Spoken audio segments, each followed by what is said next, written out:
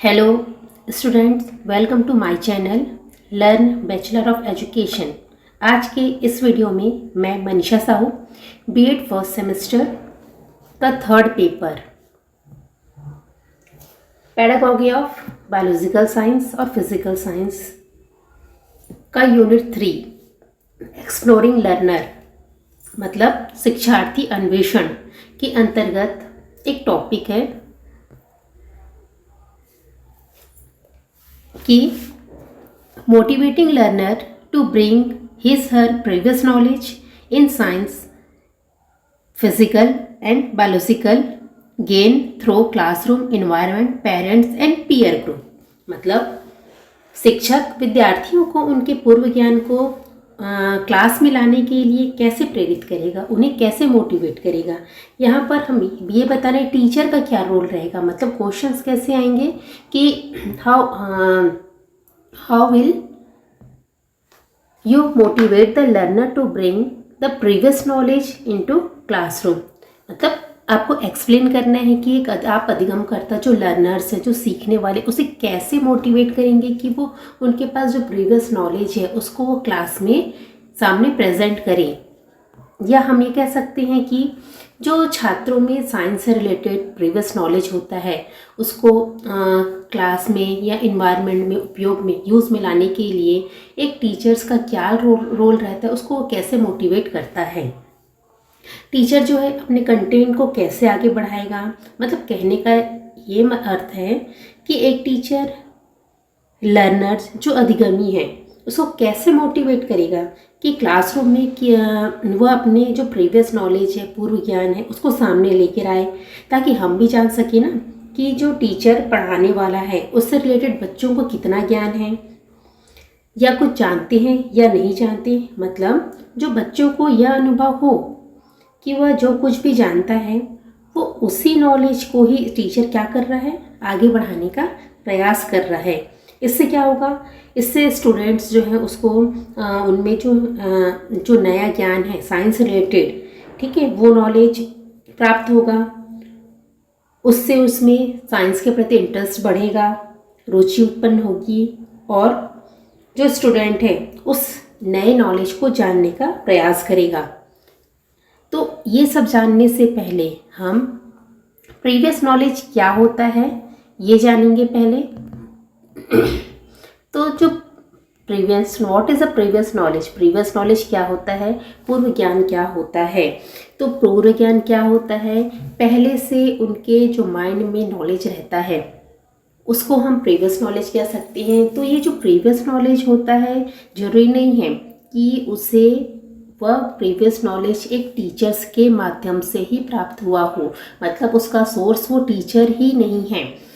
जो हम टीचर्स के अलावा जो हम आसपास के अन्य सोर्स से जो नॉलेज लेते हैं तो वो नॉलेज क्या है, प्रीवियस नॉलेज के कैटेगरी में आ सकता है। जो स्टूडेंट्स होते हैं अनेक प्रकार के जो उनका नॉलेज होता है, नॉलेज का जो कॉन्सेप्ट होता है वो टीचर्स के अलावा अपने बाहरी परिवेश, बाहरी इन्वायरमेंट से सीखता है, परिवार से सीखता है। और जब उसी नॉलेज को एक टीचर साइंस से रिलेट करता है, मतलब उसे कनेक्ट करता है, मतलब जो साइंस का जो न्यू नॉलेज है, विज्ञान का जो नवीन ज्ञान है उससे जोड़ता है उनके प्रीवियस नॉलेज को, तब टीचर क्या कर सकता है, वो अपने टीचिंग लर्निंग प्रोसेस को और अधिक ईजिली बना सकता है। इसलिए हमें बच्चों का जो प्रीवियस नॉलेज है उनको जानना बहुत ज़रूरी होता है। जैसे हम अगर देख रहे हैं जो प्राइमरी लेवल्स होते हैं, ठीक है, प्राइमरी लेवल में बच्चों को उनकी व्यक्तिगत स्वच्छता, उनकी परिवेशीय स्वच्छता के बारे में, ठीक है, कहाँ से पता रहता है, उनको फैमिली से पता रहता है, बाहरी परिवेश से पता रहता है। तब हम उनको क्या कर सकते हैं, जो स्वच्छता के बारे में अच्छे से कॉन्सेप्ट को क्लियर कर सकते हैं। तो इस प्रकार से एक जो टीचर्स होते हैं उसका दायित्व क्या होता है कि वो ऐसे कॉन्सेप्ट को अपने साइंस टीचिंग में ले जिसमें, या साइंस टीचिंग में प्रीवियस नॉलेज को लेते हुए अपने नवीन ज्ञान को बच्चों को प्रदान करें, जिससे बच्चों को ये एक्सपीरियंस हो जाए कि जो बच्चा कुछ भी जानता है, उसके बारे में कुछ नॉलेज है, तो वो टीचर उसी नॉलेज को क्या कर रहा है, आगे कंटिन्यू कर रहे हैं। इससे बच्चों में नवीन ज्ञान को जानने के प्रति इंटरेस्ट बढ़ेगा, साथ ही साथ उस वो नॉलेज को क्या करेगा, सीखने की कोशिश करेगा, ये बोला जा सकता है। तो हमें जब भी नवीन जो हमारा न्यू नॉलेज है, उस नॉलेज को पुराने प्रीवियस नॉलेज के साथ कनेक्ट करके हमेशा टीचर्स को अपना कंटेंट तैयार करना चाहिए या प्रेजेंटेशन देना चाहिए। अब देखिए हमको क्या करना है, यहाँ पर हमारा क्वेश्चन क्या था कि जो विद्यार्थियों को उनके प्रीवियस नॉलेज को क्लासरूम में लाने के लिए टीचर क्या क्या प्रयास कर सकता है, मतलब ऐसे क्या क्या उपाय हैं जिसको शिक्षक कर सकता है। ये उपाय देखिए, आपको आंसर ये लिखना है। तो अगर हम पहला देखते हैं तो यहाँ पर क्या कहा गया है कि जो टीचर हैं, शिक्षक जो हैं, उनको क्या होना चाहिए, हमें ऐसे एग्जाम्पल्स को लेना चाहिए, ठीक है, अपने कंटेंट में जो छात्रों के प्रीवियस नॉलेज और उनके एनवायरनमेंट नॉलेज से रिलेटेड हो, जिससे बच्चे क्या हो सके, उस आप जो नया कंटेंट प्रेजेंट करोगे उसमें उनको इंटरेस्टिंग लगे।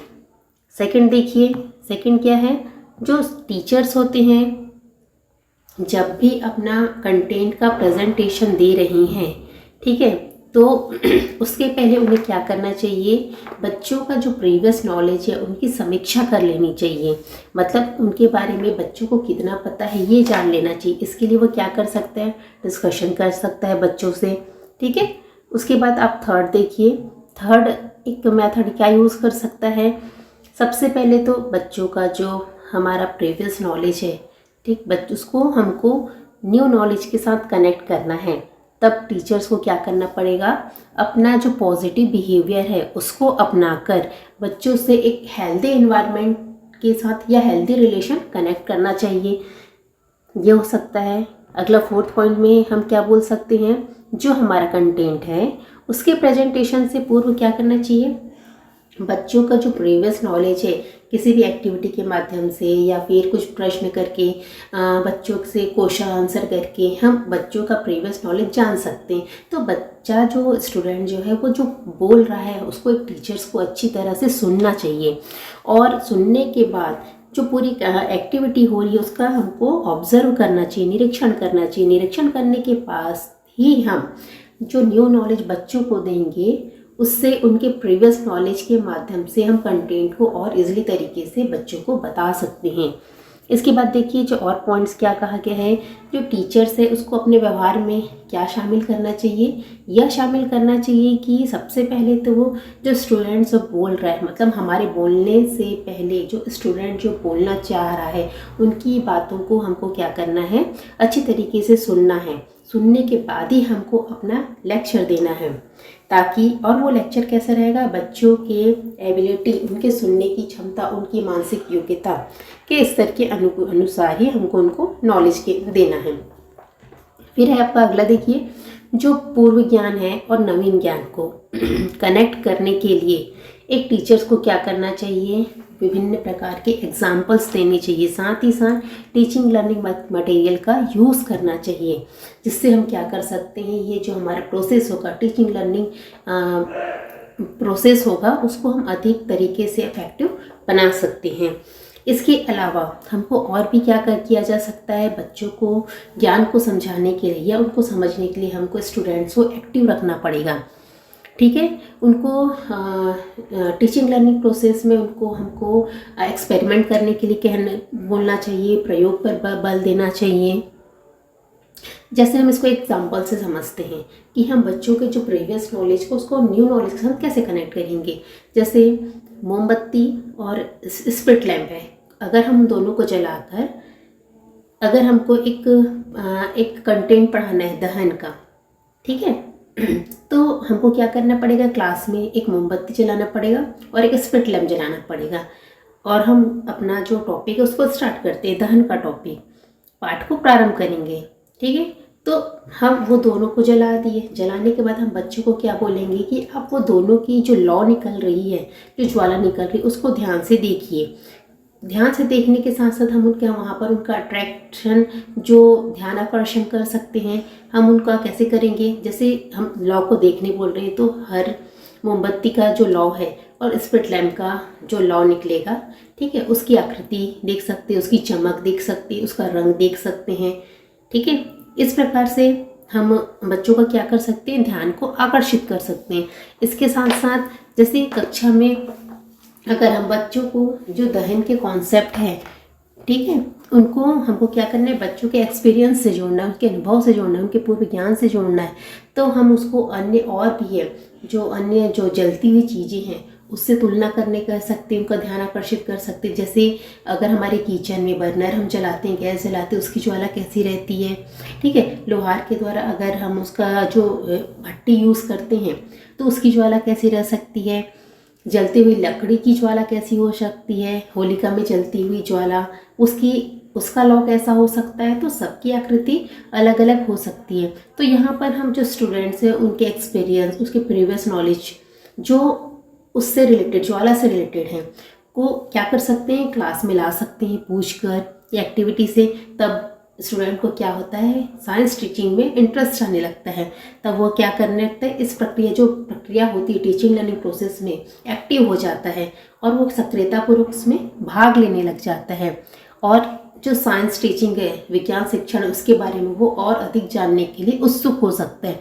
तो इस प्रकार से हम क्या कर सकते हैं, उनके जो अनुभव, उनके एक्सपीरियंस है, उनका प्रीवियस नॉलेज है, उसको हम क्लास में लाने के लिए प्रयास कर सकते हैं। और उनके जो प्रीवियस नॉलेज को ही हम अपने नवीन ज्ञान, न्यू नॉलेज के साथ कनेक्ट करके आगे प्रकरण के टॉपिक को या अपने पाठ को बढ़ा सकते हैं, ठीक है। इसके साथ साथ देखिए इसमें और क्या चीज़ें कही गई है, हमको अपने टीचिंग लर्निंग प्रोसेस में एक जो लर्नर होता है, सीखने वाला होता है, ठीक है, उस प्रक्रिया में जो सीखने की प्रक्रिया होती है उसमें टीचर्स का क्या रोल रहता है, ये कहा गया है।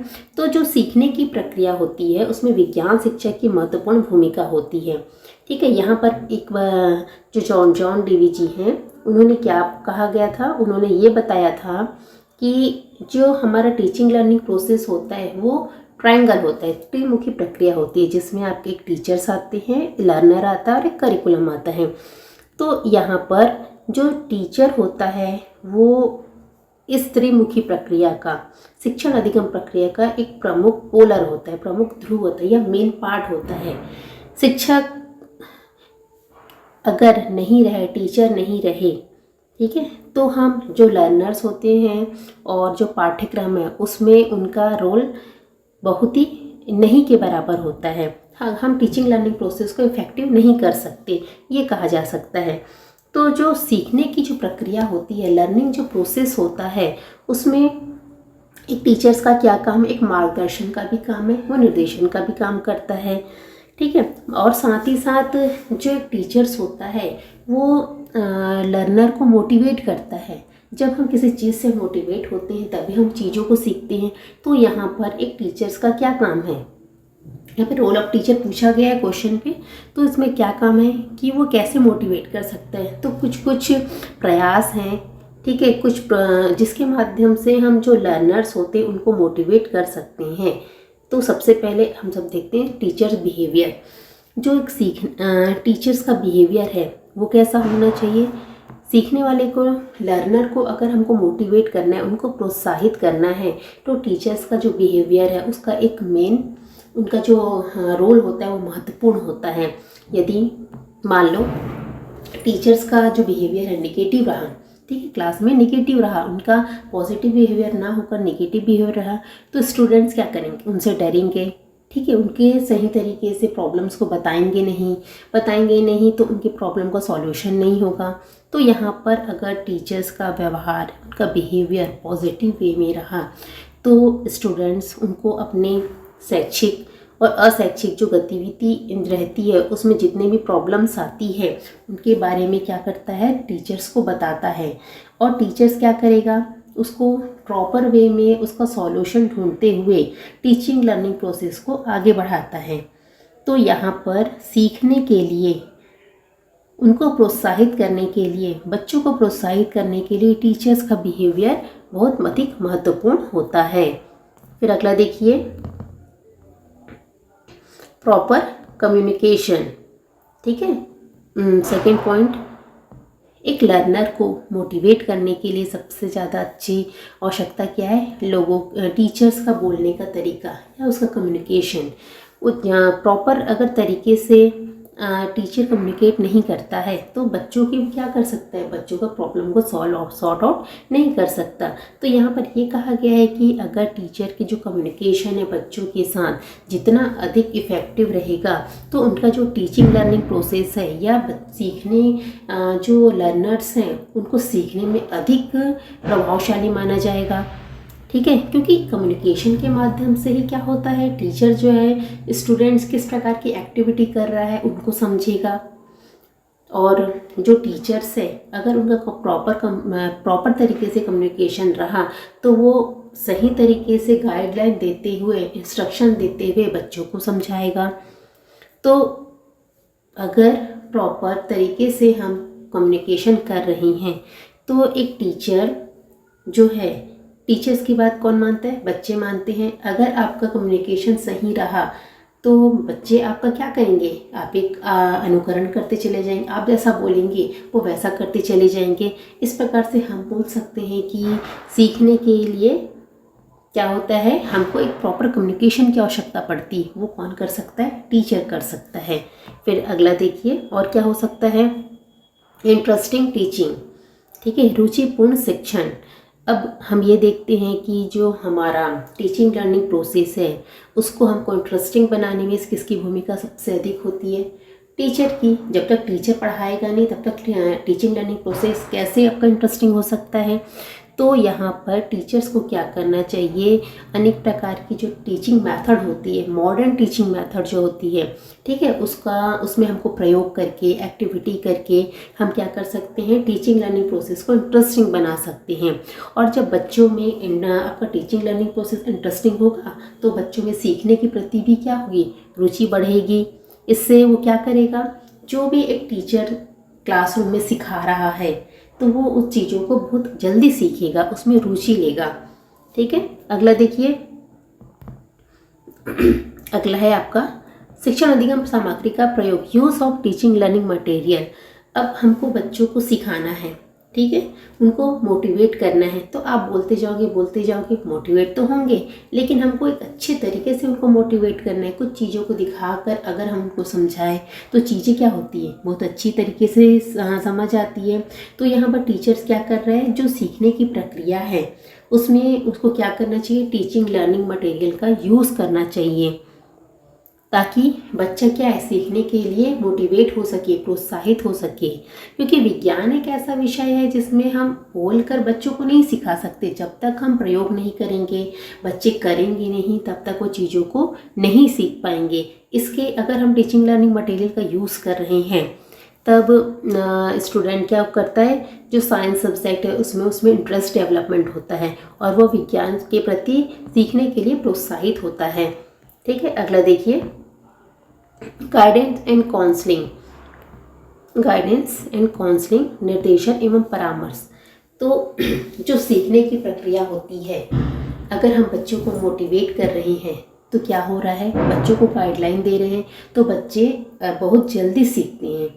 ठीक है, तो यहाँ पर जो सीखने की प्रक्रिया में लर्नर को अगर हम मोटिवेट कर रहे हैं तो भी मोटिवेट करने में गाइडेंस और काउंसलिंग जो प्रक्रिया क्या होती है? एक महत्वपूर्ण फैक्ट माना जा सकता है। क्योंकि अगर बच्चे सीख रहे हैं तो अब सीखेंगे तो उनके कुछ ना कुछ प्रॉब्लम्स आएंगे ही। प्रॉब्लम आएंगे तो उनका सॉल्यूशन कौन करेगा? उसका सॉल्यूशन कौन करेगा? टीचर उसका सॉल्यूशन करेंगे। मतलब जो प्रॉब्लम आएगी उसको सॉल्यूशन के लिए वो स्वयं से तो नहीं कर सकते। अगर स्वयं से करेंगे तो ज़रूरी नहीं कि वो सही दिशा पर जाएं। तो इसके लिए उनको किनकी ज़रूरत पड़ती है? एक टीचर की आवश्यकता पड़ती है। यहाँ पर एक टीचर क्या करता है? बच्चों को एक सहयोगी के रूप में सिखाता है। ठीक है, उसको सहयोग देता है, उसके साथ साथ एक अच्छा काउंसलिंग करता है, गाइडेंस प्रदान करता है, जिससे बच्चे क्या होते हैं? किसी भी सब्जेक्ट को, विज्ञान विषय को सीखने के लिए स्वाभाविक रूप से मोटिवेट होंगे। अगर हमको प्रॉपर वे में गाइडेंस काउंसलिंग नहीं दें तो हो सकता है कि वो अपने मार्ग से भटक जाएं। इसलिए एक टीचर्स का उत्तरदायित्व होता है कि बच्चों को सही गाइडलाइन, सही काउंसलिंग करें। अगला देखिए। छात्रों की सहभागिता। अब सीखने की प्रक्रिया में हम अकेले तो बच्चों को सिखा नहीं सकते। ऐसा तो नहीं है कि हम अगर बोलते जाएं और बच्चे बैठे बैठे सीख जाएं, तो ये चीज़ें गलत होगी। यहाँ पर अगर हमको बच्चों को सिखाना है, उनको आगे मोटिवेट करना है, बढ़ाना है, तब हमको क्या करना पड़ता है, टीचिंग लर्निंग प्रोसेस में बच्चों को इन्वॉल्व करना बहुत ज़्यादा ज़रूरी हो जाता है। बच्चों को भी लगता है ना कि हाँ टीचर हमारा, हाँ मतलब हम साथ में मिलकर काम कर रहे हैं, तो उससे बच्चों को क्या होता है, इंटरेस्ट बढ़ते चले जाता है। इसलिए सीखने की प्रक्रिया में हम सबसे ज़्यादा ज़रूरी क्या है, पार्टिसिपेंट ऑफ स्टूडेंट, छात्रों की सहभागिता। अब अगला देखिए, शिक्षण सूत्रों का प्रयोग, यूज ऑफ टीचिंग मैगजीन्स।